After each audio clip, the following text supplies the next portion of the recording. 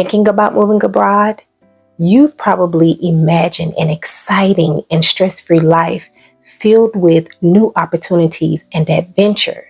But before you pack your bags, I want to discuss the expectations versus realities before you move to a new country.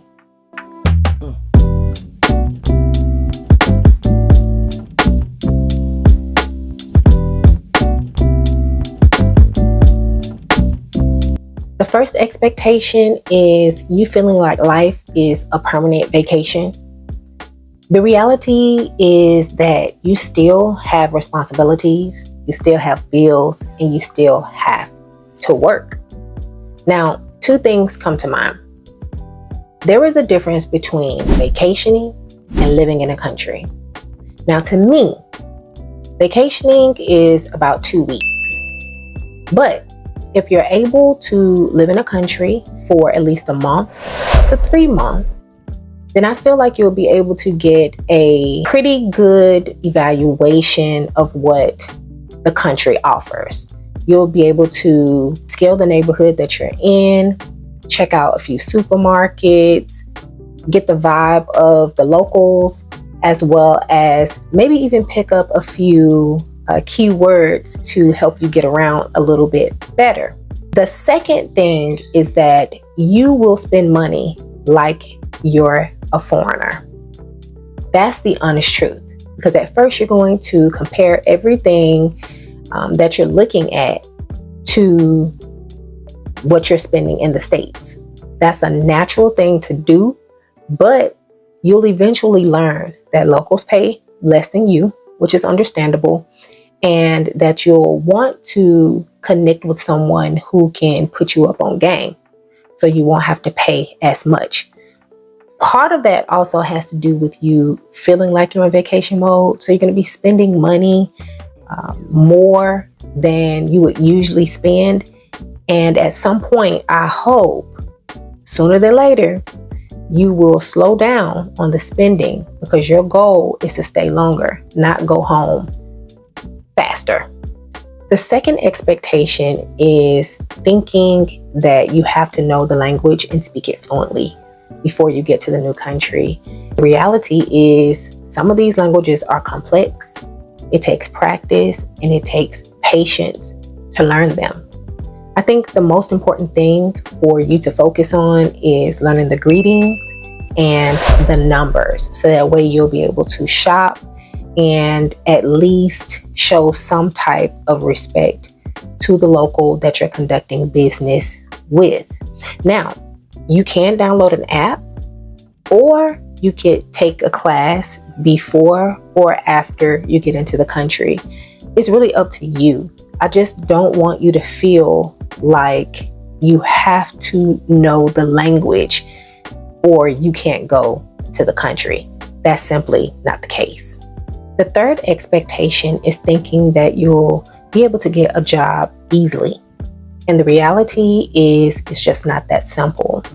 It can be a challenge when you're trying to find a job, because the local market may not be as good.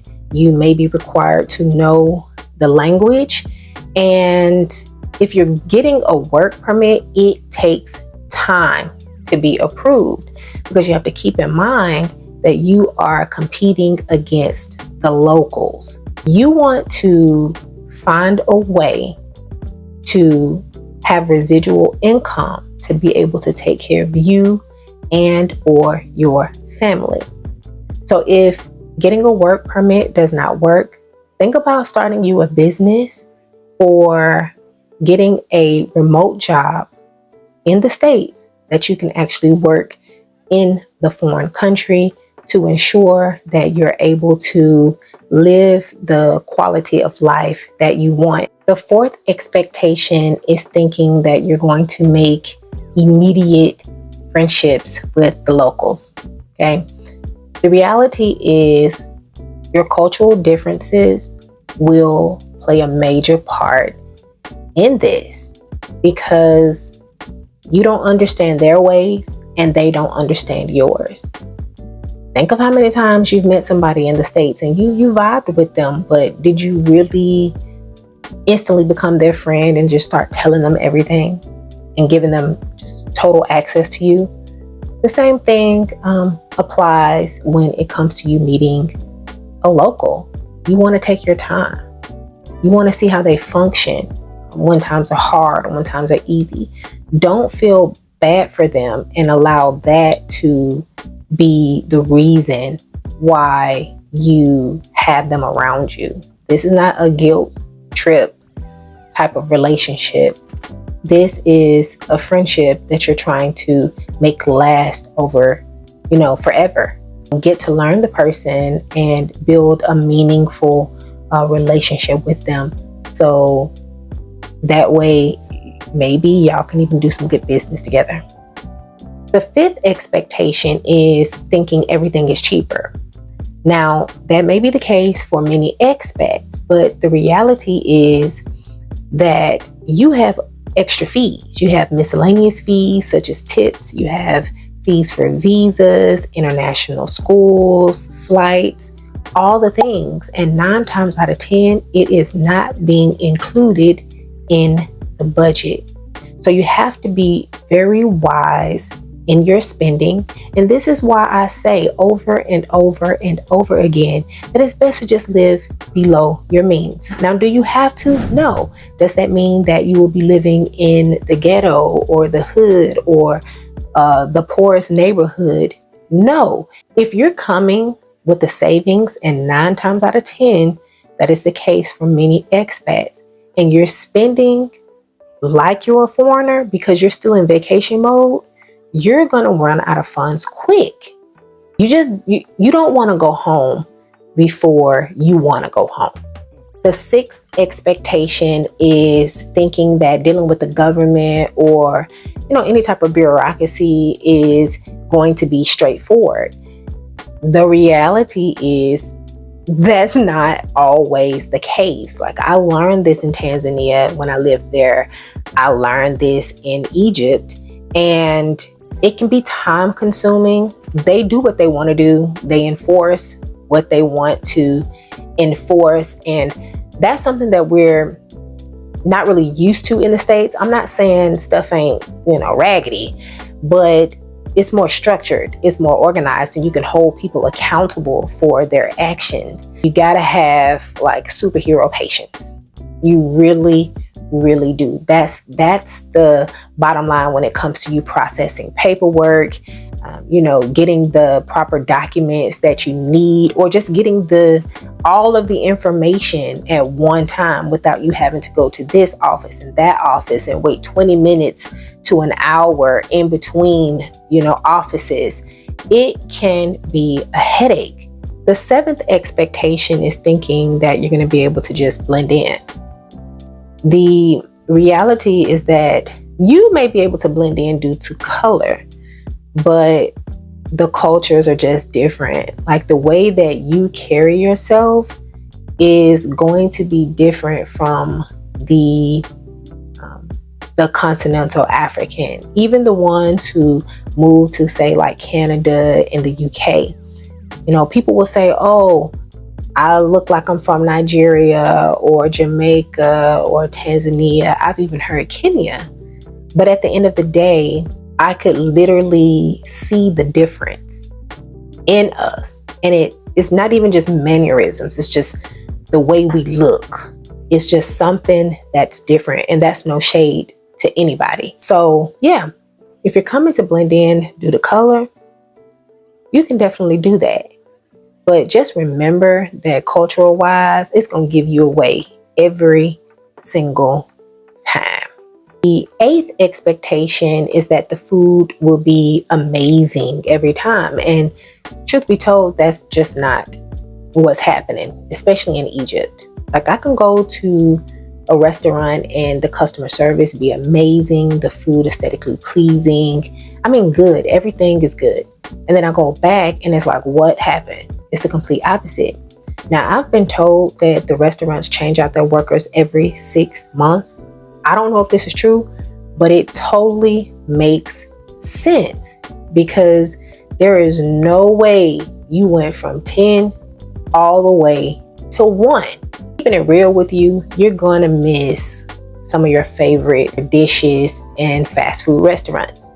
So I'm not mad at you if you come to another country and eat some of the things that you're familiar with.